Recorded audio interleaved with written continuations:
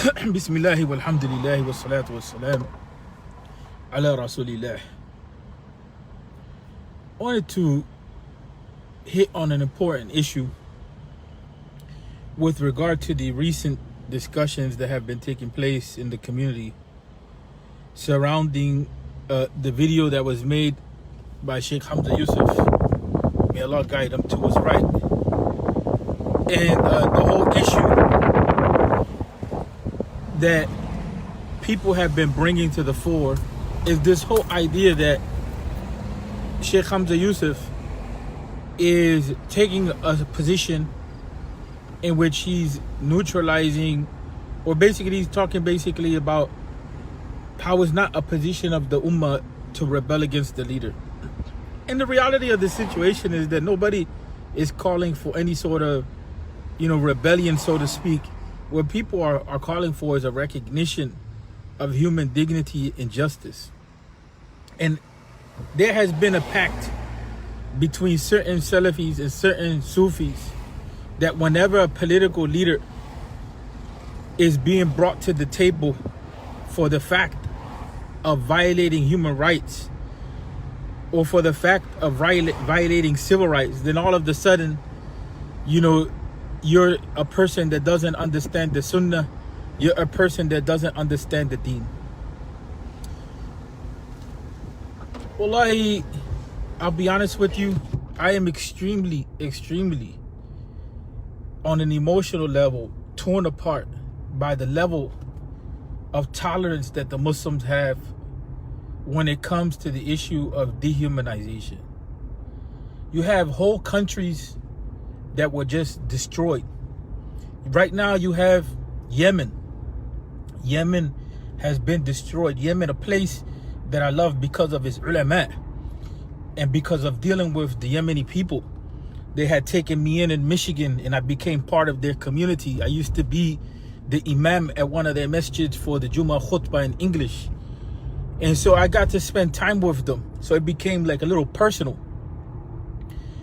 And the Muslim community, they have, there's people that have justified the killing of the innocents in Yemen under the name of Shia, under the name of the Iranian attack, whatever the heck you want to say. Put it like that. There's no issue of we're going to intellectualize killing human beings. Brothers and sisters, we have to wake up. Human life is being destroyed globally. And when you put your voice to the table, people have to listen. They listen. But when you're silent, it gives approval.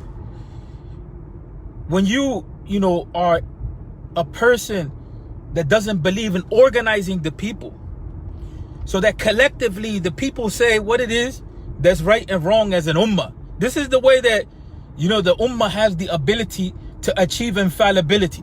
When the ummah speaks on an issue as a whole, right, it's not just the representatives of the ummah, but when the ummah speaks on the issue as a whole, it becomes binding, if not infallible.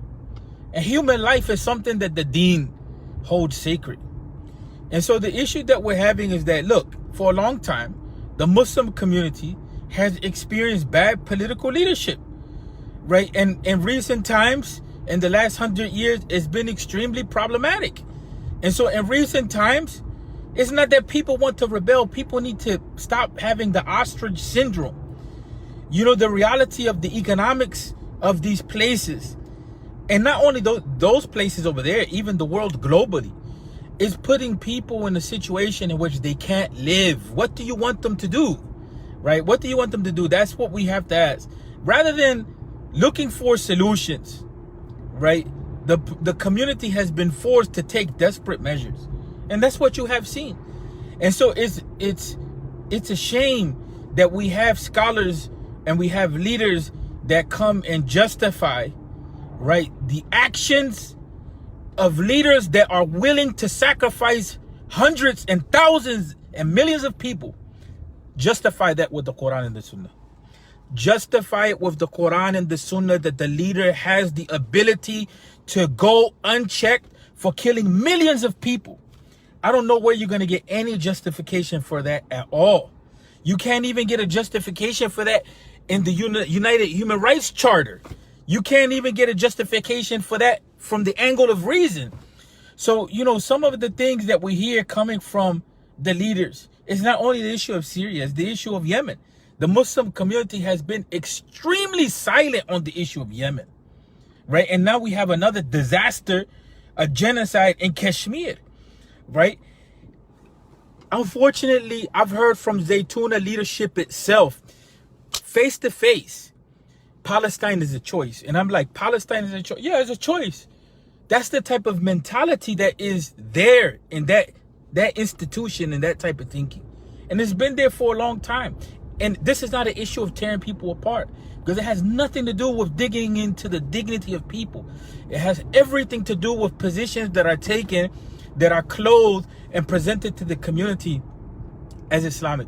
And it's not only, we're not going to only talk about from that angle. Overall, the Muslim community is disoriented, right? And in that, Sheikh Hamza Yusuf has some points that we have a disorientation. But because we have a disorientation doesn't mean that we're absolutely without leadership and without intelligence and without a sense of direction, right? We may have crises, a number of different crisis situations. We may have crises, but that doesn't mean, right, that we have an open door to beat each other up like the way that's taking place. We get tired of hearing these ahadith. Well, the leader reflects you. Bro, there's people that make Qiyam al-Layl every night. There's ulama that they have their feet swollen in ibadah. There's old people that have never ever deviated from the deen. This is unacceptable that we start blaming the Muslim community for the oppression that exists. And the Muslims should listen carefully and disentangle, decolonize this internalization of oppression. This is why we're not able to achieve any justice with each other, because we're internalizing oppression and then we unleash that oppression on each other. That's not correct, right? It's not correct. It's not a correct approach. The Sufi Salafi alliance in this regard is extremely problematic. The leader does not get a pass gold card to kill human beings. That's not Islam. You're not allowed to take life and sacrifice life because of your political objectives. Saudi Arabia has to take account. They had a bad foreign policy along with the UAE. The whole issue of what was being mentioned before. Oh, well, look at how these uprisings took place. Well, yes, the brothers were betrayed. Muslim peoples were betrayed by their own community. This was an issue of khiyana. It was an issue of being betrayed. And so the reality of this situation is that, look, the Muslim lands are being emptied out, just like gentrification in many places is taking place. The same thing is taking place in Puerto Rico right now. Same thing is taking place in the Bahamas, right? You have 70,000 people, 50,000 people without shelter, and there's no international outcry. There's no issue, like it's not a humanitarian crisis. We have the same issue in Yemen and so on and so forth. We have to understand that there's a major transformation that has taken place in the economy and the political system and how things operate. It's about taking resources without any regard for human life. It's about making moves for profit with regard to any concept of law and order and so on and so forth. So we need to stop blaming people, who are just trying to live life. You think that we have to have this clear on our minds. You think that the little Syrian grandmother that's sitting and drinking her tea, she's the evil one on the block and she was plotting to take over the world, and then it just happened that her plot failed because she wasn't one with God. That stuff is an embarrassment for religious discourse. We should end these types of backwards and forths and sit at the table and start talking about what is solid political philosophy, what is solid, social justice efforts. And this is the issue why we're going through all of this as a community. The only space that's liberated for us to talk is these social media spaces, because the masajid won't pick it up. The organizations won't pick it up. The mashaykh won't come together to pick it up. Nobody will pick it up. And so the people are left with just trying to figure it out on their own. And then when you have these types of interventions by leaders that want to take some positions, which the ihana is only on the people, right? The humiliation is only on the people. That's what's happening. That the people that are talking are trying to humiliate the people themselves. Sure, at the end of the day, many of the Syrians are going to say, oh, you know, it was bad. At the end of the day, many of the Libyans are going to say, yeah, it was bad. Why? Because it was beaten out of them, right? The sense of standing up. They saw so much chaos and so much destruction that at the end they just want to rest. And we have no issue with that at all, right? But when there's no compassion, that's a serious issue. When there's no sense of justice, that's a serious issue. People need to stop presenting that the Sufi position and the Salafi position is that you accept any type of injustice, dehumanization that takes place in the dunya. That's not the position at all, right? That there's multiple ulama that never took those types of positions. And you can find in the literature where that's not the case. You guys act like you can violate the Quran when the Quran is saying, yani, shawwarahum fil amr. You know, the Quran is saying that the leader should consult the people. And you have tafsir where Ibn Atiyah says that if the leader doesn't go into consultation mode with the people, that he's to be removed. You guys act like the leader is Allah on the earth. That's incredible. We really need to take into consideration what type of positions we're saying. Because this is the Pharaoh concept. Pharaoh thinking that he's Allah and he has the right of life and death over the people. The people are not the slaves of the leaders. And the faster that we get this correct, the better that it will be that we can rebuild this ummah in dignity. That's the reality of the situation, right? But we ourselves don't allow for leadership to grow. We choke it out. We don't have a concept of developing leadership amongst ourselves. That's why all of our institutions are in chaos. Because we don't have the concept of really investing and building leadership. And at the end of the day, look, don't believe the hype. That's what we say. Don't believe the hype. Islam is not about people. It's not about allowing people to humiliate other people. That's the reality. لو لا دفع الله الناس بعدهم ببعض, right? لفسدت الأرض. That's what Allah Tabaraka wa Ta'ala says. If there was not one people to check another group of people, the earth itself, you know, will be enmeshed in corruption. And that's what we have. That's what we have. We have everywhere situations where the leaders are doing whatever they want to do, even if it means the destruction of human life. And so when we throw human life out the door, what's left of religion? Who's going to practice the deen? The angels and the rocks and the trees? When you wipe out humanity off of the face of the earth, right? Because that's what's happening right now. Humanity is being wiped out off of the face of the earth in large numbers. Whether it's the Amazon or the Congo, or whether the situation that's taking place in Kashmir, you know, the problems that are taking place in Syria still, the problems that are taking place in Somalia. You know, everywhere we look, everywhere we see is war. But it's not because the people shouldn't rebel. It's because we're not demanding just leadership. We're not demanding human dignity. And trust me, when the people demand that as a whole, and that becomes the standard, then it won't, oppression is not allowed. But when the people, you know, okay, when they take whatever type of approach towards when it comes to issues of rights and justice and dignity, you just let that go. Of course, they're going to trample all over you. And that's the bottom line.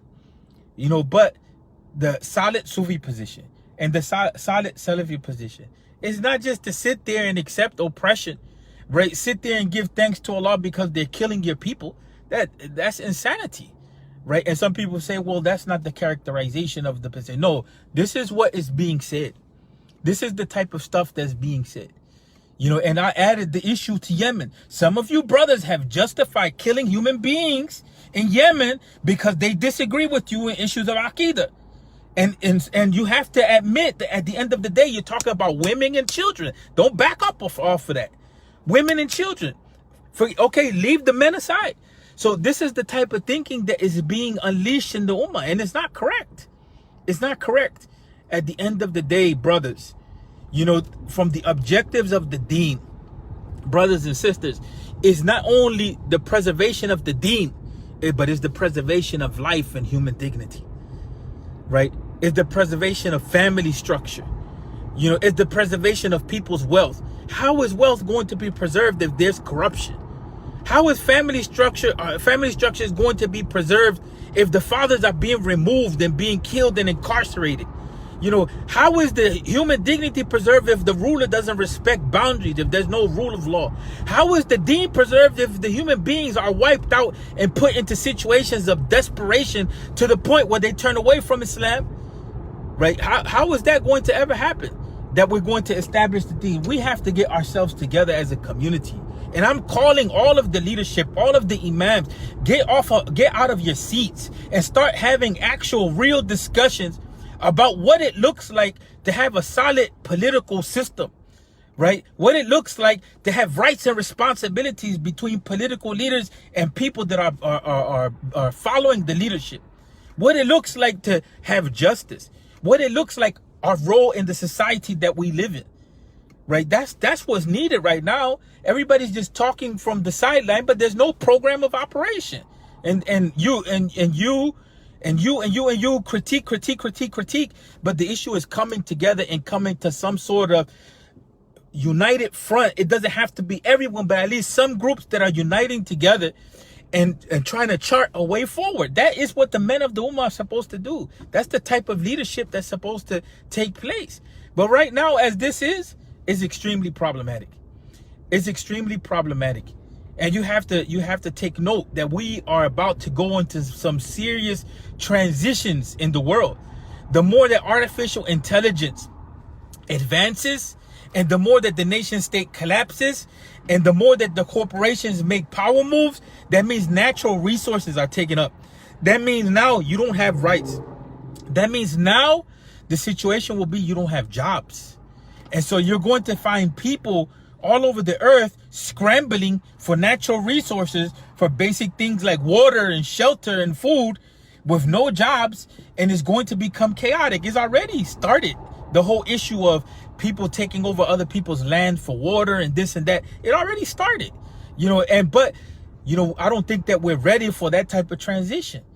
I don't think that we're looking at what's taking place globally and the types of impacts that it is having.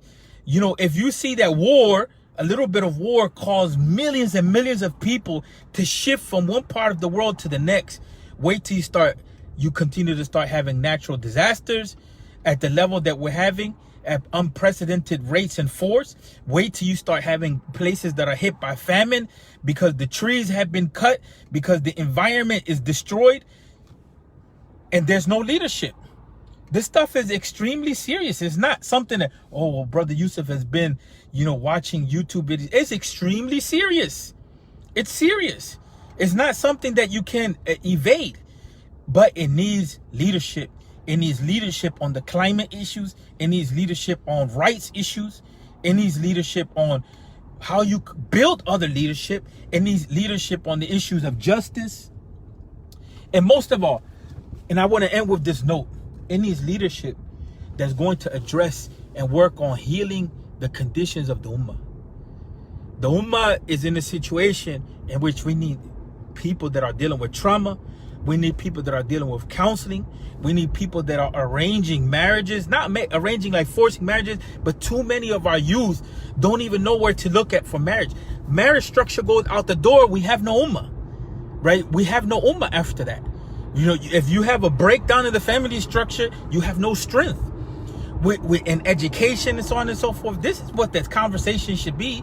The conversation shouldn't be that the Muslims humiliated themselves. The conversation should be, where's the rebuilding process? The conversation should be those who engaged the war that they owe for the reconstruction. You know what I'm saying? And that's the conversation that should be, that those places, look, we're in a situation now where the Syrians are being turned away from Turkey. It's an extreme problem that you have. Look at what happened with the Burmese. They couldn't even go to Bangladesh. So this is what's happening to the Muslim community. And so we have to have a concept of justice. We have to have a concept of concern, and we have to have a concept of focused work that's cooperative and collaborative. You can't do it on your own. Each organization, each leader thinks that they can do it on their own. You cannot solve these issues on your own. These are issues which go beyond the reality of one small group, one individual. We're in a major crisis, in as far as the conditions of the Ummah are concerned. And I leave with the idea, we need vision. We're lacking vision, and we're lacking a sense of direction. And then more practically, we're lacking the understanding of how to organize ourselves. It's not that we're lacking in talent. We're not lacking in Iman. Don't believe the hype. We're not lacking in Iman. We have Iman. But the conditions that we're seeing are deteriorating our Iman, because they become difficult, more and more difficult by the day. People believe. Don't doubt that people believe. But people are beginning to despair because of their life conditions. That's a reality. If you do counseling, you see that. People believe. But the more this, what do you expect from a sister that has been raped? What do you expect from a brother that's seen all his family killed? What do you expect from a person that every time they turn around and they try to make a move, they're castigated because of their skin color, whatever it may be? People in situations of oppression, right? They experience suffering. They know how to overcome, but what they need is a people that will be there to assist in the process, to stand with justice. Not a people that is thinking that they're lords on the earth, but they're people that's ready to assist in the process of justice. Our conversation shift. Let's shift it. Let's shift the conversation. Shift the social media conversation. Push the issue of vision. Push the issue of leadership. Push the issue of justice. The issue of healing. That if we change the conversation, people will be motivated to act. That's the reality at the end of the day. Don't underestimate the power of your conversation. Don't underestimate it. Don't underestimate the power of your voice. Don't underestimate it. But the power of your voice, with my voice, with another's voice, coming together, we have the ability to change the world.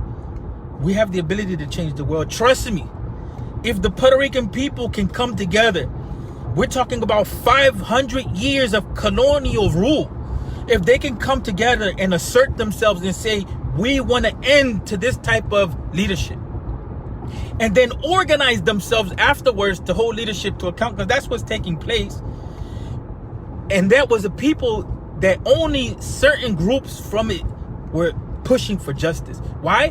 Because anyone that pushed for justice was murdered. That's the history of the Puerto Rican people. Anyone that would stand up for independence and justice and talk against corruption, they were murdered, tortured, murdered, disappeared. And so if you see that energy that's there, we live in a democratic society. It may not be the most democratic society. It's not the best democratic society, but you have to exercise your right. You have to exercise your voice. And when the people stand up, the people, when they stand up appropriately and properly, people have to listen. And that's what we should do.